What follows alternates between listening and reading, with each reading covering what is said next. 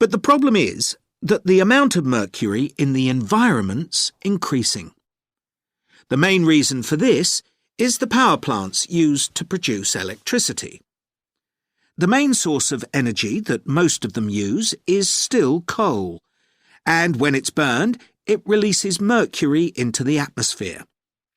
Some of this gets deposited into lakes and rivers, and if it's ingested by a fish, it's not excreted. It stays in the fish's body, and it enters the food chain. So, it's been known for some time that birds which eat fish may be affected. But what wasn't known until quite recently is that those that eat insects can also be affected.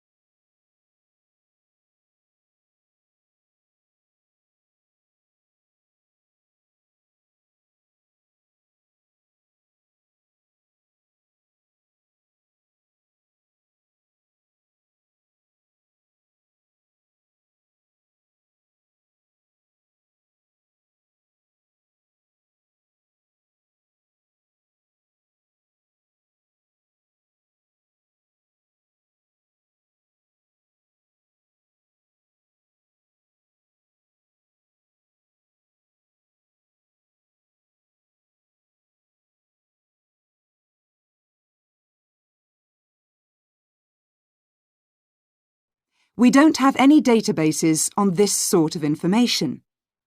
As well as that, these records of sound levels take no account of the fact that people vary in their perceptions of noise.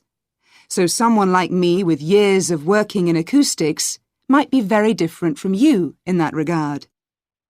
But anyway, even though these noise maps are fairly crude, they've been useful in providing information and raising awareness that noise matters. We need to deal with it, and so it's a political matter.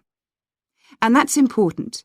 We need rules and regulations because noise can cause all sorts of problems.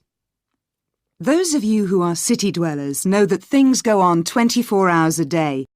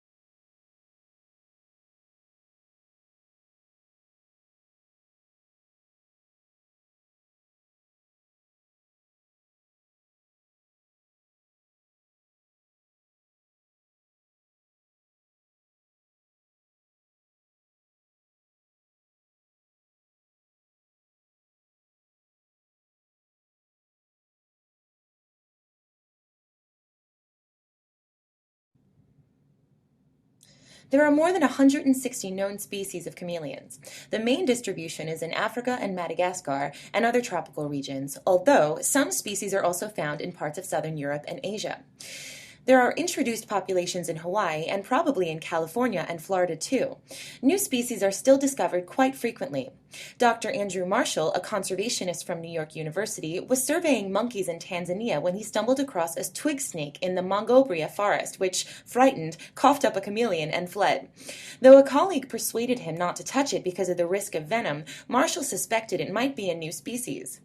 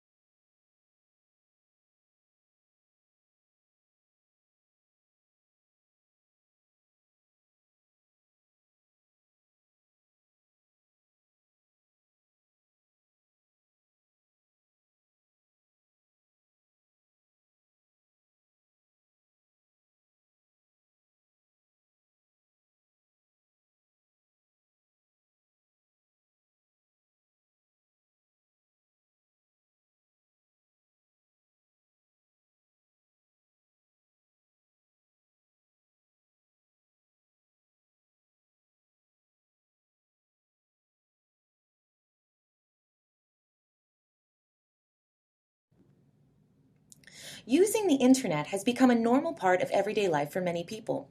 They use it to book airline tickets or to access news about world events or to follow the fortunes of their favorite football club. Millions of people across the world belong to social networking groups where they keep in touch with their friends and, if they live far away from them, their family. In my opinion, these are all good ways to use the internet.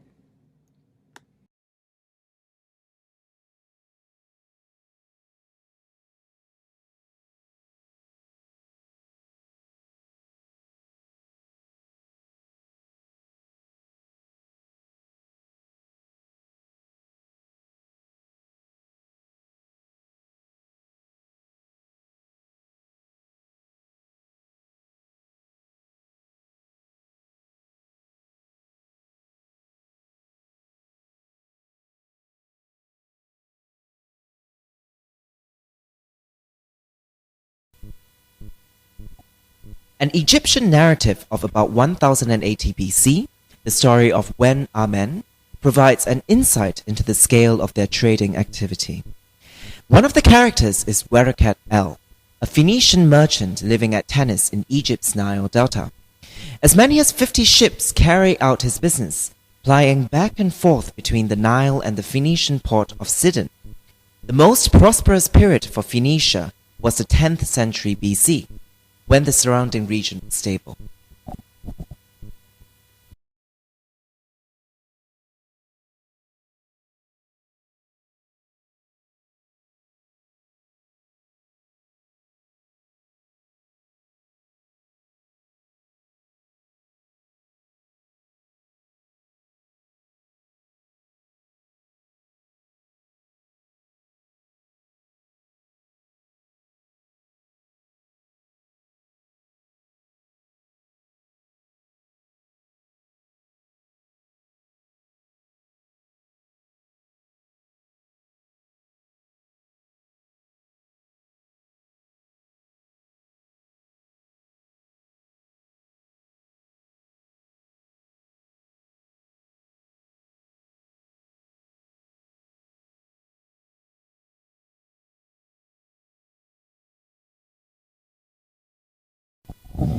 I'm responsible for student admissions to the college, and I use a computer system to help process student enrollments and to do the timetabling.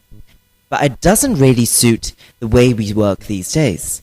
It's over 10 years old, and although it was fine when it was first introduced, it is just not good enough now.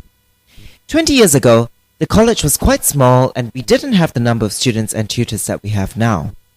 There's a lot more data now, and it sometimes seems the system has crashed.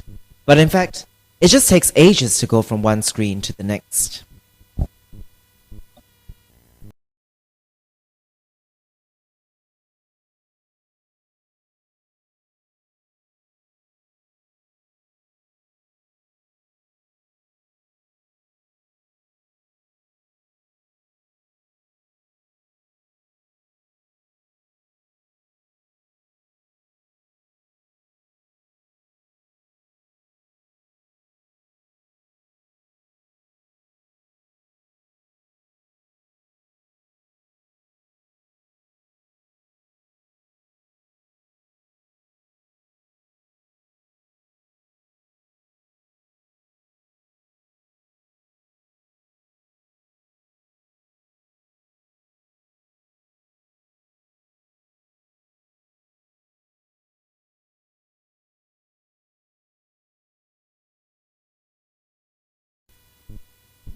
Language often seems so skillfully drafted that one can hardly imagine it as anything other than the perfected handiwork of a master craftsman. How else could this instrument make so much out of barely 3 dozen measly morsels of sound? In themselves, these configurations of mouth, PF, BV, TD, KG, SH, A, E, and so on, amount to nothing more than a few haphazard spits and splutters, random noises with no meaning, no ability to express, no power to explain.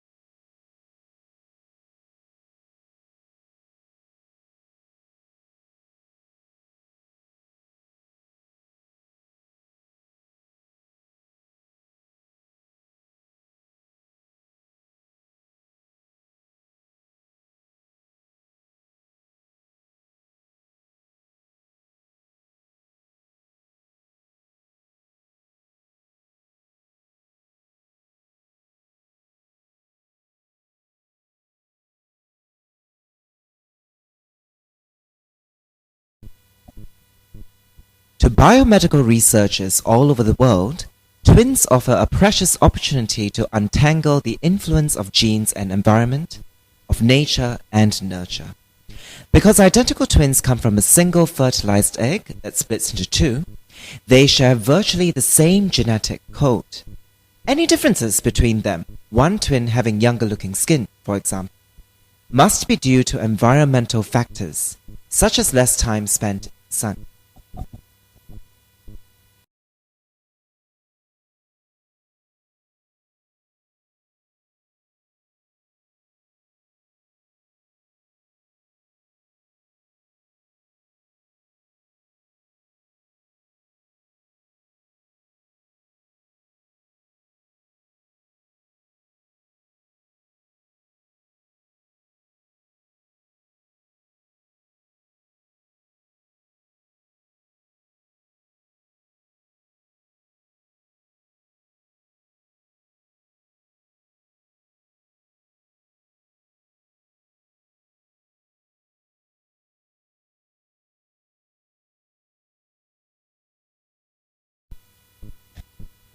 Demand for this exotic fabric eventually created the lucrative trade route now known as the Silk Road, taking silk westward and bringing gold, silver, and wool to the east.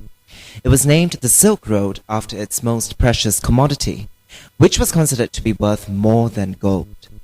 The Silk Road stretched over 6,000 kilometers from eastern China to the Mediterranean Sea, following the Great Wall of China, climbing the Pamir mountain range, crossing modern-day Afghanistan and going on to the Middle East, with the major trading market in Damascus.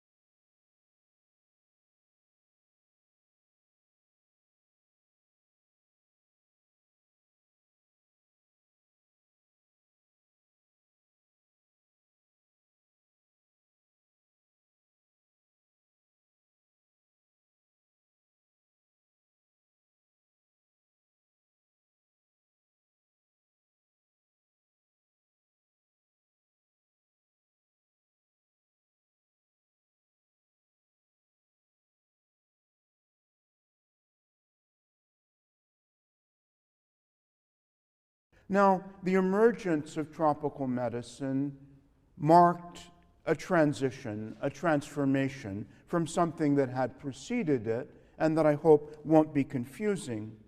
But from the middle of the 18th century, more or less, until the closing decade of the 19th century, there had been an older tradition that can be summarized under the label of diseases of the tropics.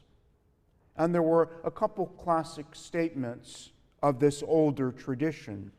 One was an important work by James Lind, an 18th century physician, who wrote an essay in diseases incidental to Europeans in hot climates. And this was built on the experience of Europeans in the West Indies. And then there was another work by James Johnson called The Influence of Tropical Climates on European Constitutions, built on the experience of Europeans in India.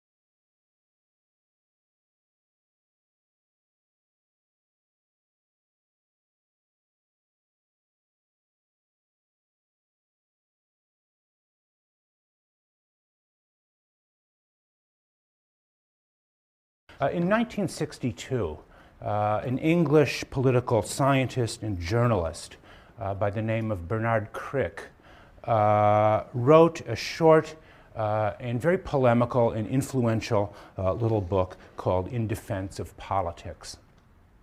And by politics, Crick meant a distinctive type of human activity where conflicts of interests among groups are adjudicated by discussion, persuasion, and debate rather than by force or by fraud.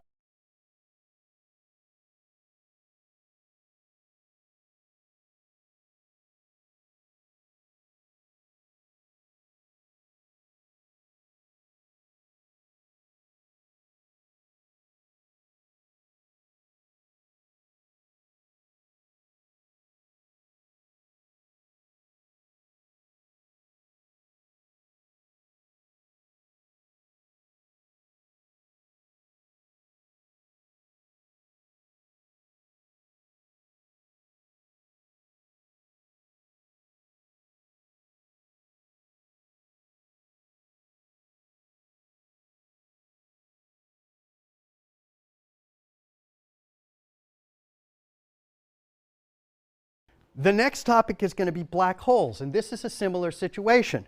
15, 20 years ago, black holes were sort of poised precariously on the boundary between theoretical physics and science fiction, a boundary that is more porous than you might believe. But again, in the past 15 years or so, this has been converted into a standard topic in observational astronomy. There are dozens, probably hundreds of objects we can point to in the sky and say, yes, those things are black holes. And so now the current topic of research is, do these things that we are pretty sure are black holes actually behave in the incredibly bizarre science fiction-y manner that the theoretical physicists have been talking about for the past 30 or 40 years? And so to what extent are these very exotic behaviors actually manifested in real life?